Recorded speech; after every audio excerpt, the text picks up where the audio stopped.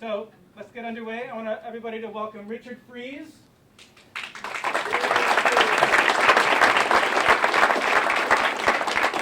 I know a lot of you know Richard. He's been so active in bicycle culture in New England for such a long time. Some of you might not know that he's just off the plane from Australia, where he was doing the play-by-play at the World Cycling Championships for the better part of a week. So thank you, Richard. Okay. Bravo. Great to have you guys. This is actually, I want to thank Eric Weiss, because this is a phenomenal job. So round of applause for Eric Weiss. I basically got Eric really drunk at the National Bike Summit, and I convinced him to do this. And he was like, sure. So this is the result of him. I sat in on some conference calls, and I got out of the way. One of the reasons that a lot of people don't know that I'm here for is that down the street, if you guys like this free breakfast, I have another free breakfast for you tomorrow over at Roger Williams Park when we kick off the Providence Cyclocross Festival. And we have about 3,000 to 5,000 people per day going in there on Saturday and Sunday. But we have great support from folks like the U.S. Open Cycling Foundation with Dick Durishan. We have the industry shows up. We're sponsored by Cannondale, Thule.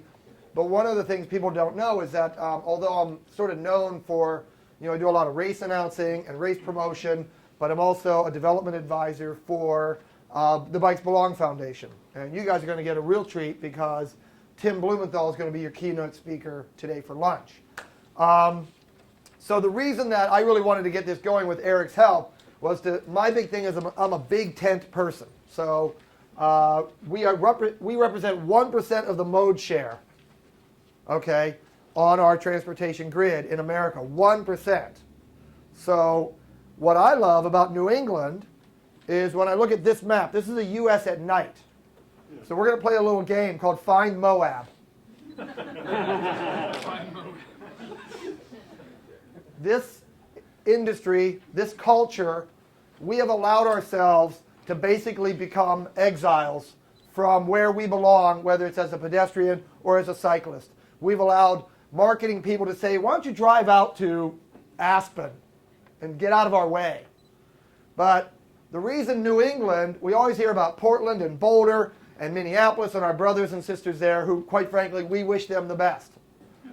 But right here, folks, right there, we have the head start.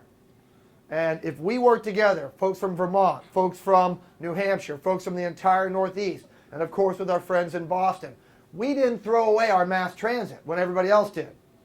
We actually built the place in the 1600s when we were compact. We have compact design. These are the things that make cycling and walking work, when you can work with other things, when we are dialed in. I live in Lexington, Mass. I live on a bike path. I rarely start a car. I don't need to. It's actually an encumbrance.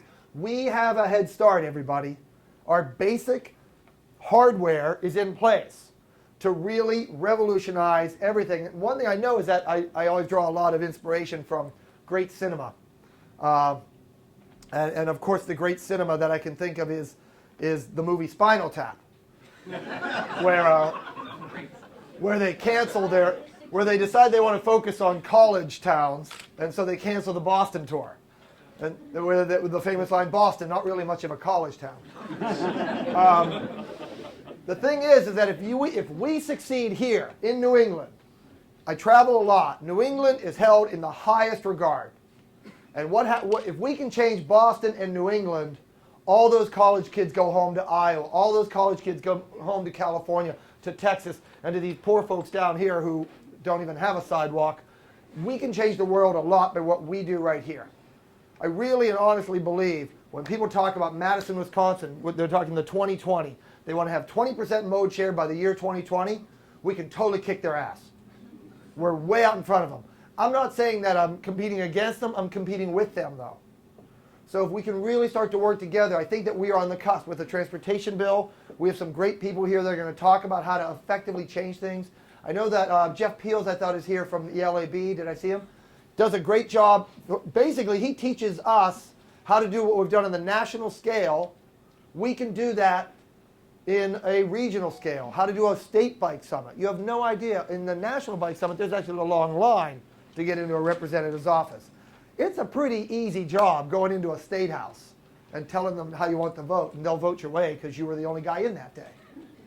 Okay? We just need a little bit of a push.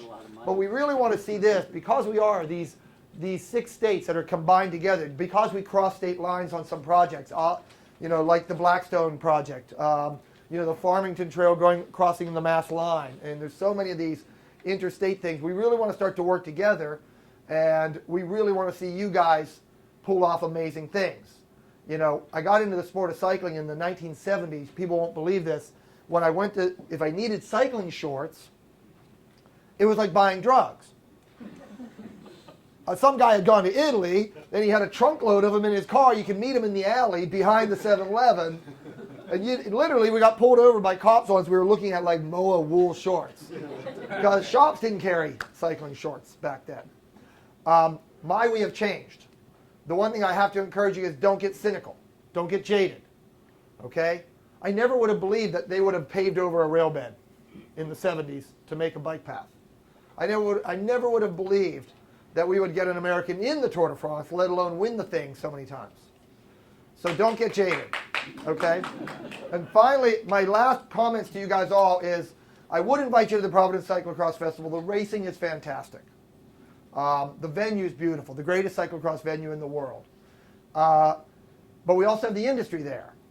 Now, here's my charge to all of you guys. If I drew a Venn diagram, and there's a circle of these people over here, let's say they're the Comanches, those are the advocates. Then you got this other circle, which is the industry. Okay? How many of you guys know your local bike shop owner by first name? That's where you got to be. But you also, when I recently went to get to an advocate, they were looking for sponsorship, I said, well, you ought to try SRAM. The response was, what do they make? Who are they? Don't be so afraid of the industry. The other one is the racing community. And the other one is sort of all those, the commuters, the people that are on bikes, that are active, that are out there. The one thing we have to get away from, there's no such thing as a correct cyclist. We're all works in progress. Even the guy going the wrong way with no helmet, with no lights, that's our guy. Yeah. It's kind of like that uncle at the wedding, but he's still in the family. And really, one of the things is that if we have 1% mode share, can we really afford to carve it up? We really can't. We really need to get racers integrated with safe routes to school. Because let's face it, the guy with the neon vest and and all the safety stuff, that kid's not going to get that excited about that guy. We need to bring the racers into the fold of advocacy. You'd be surprised. They don't bite, and they actually ride on the roads a lot. And if we can get them to play by the rules and really integrate, a lot of them don't even know what Bikes Belong is. A lot of them don't even know what Mass Bike is. So I think we need to get a lot of low-hanging fruit. And finally, one of my things is on messaging. I'm a big Malcolm Gladwell fan. I'm a big fan of, believe it or not, of this always raises eyebrows. I study a lot of Joseph Goebbels, believe it or not, because the guy actually pulled off some amazing stuff by messaging.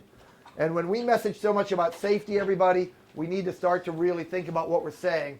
What we really need to understand, the one thing that makes you safer on a bike, the one thing you can get, the number one thing to get to make your bike ride safer, it's not a helmet, it's not lights, it's not mace, it's not some horn, it's not a whistle, it's another bike rider. More bike riders makes it safer for more bike riders. And then, turns out, all the recent studies in the Netherlands and Germany, it actually makes it safer for the pedestrians, and it makes it safer for the motorist.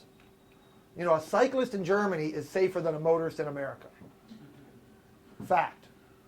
So one of the things is that we got to get all of these cyclists in together. We got to get, I just can't say enough about how exciting it is to have you guys doing the what I call the Lord's work, because those Thursday evening meetings are painful. And there's only so much Danish that you can eat, But get out there on weekends. If you can come, Cross Festival is we have Tim Johnson racing this weekend. We have some great riders. Come on out. If we can get you in turn, I will bring you racers. I will bring you people that work in bike shops. I will bring you people that are knucklehead messengers that seem like they're grouchy. But they're all works in progress. And they all are moving along at different rates of speed. But we got to be one big group, even when it's that crazy uncle. So with that, I just want to, again, thank Eric. You guys are going to get Tim Blumenthal. I got to get dirty clothes on and turn a fantastic urban park into a race venue. And I'll be checking back later on. So I really want to thank you guys for coming.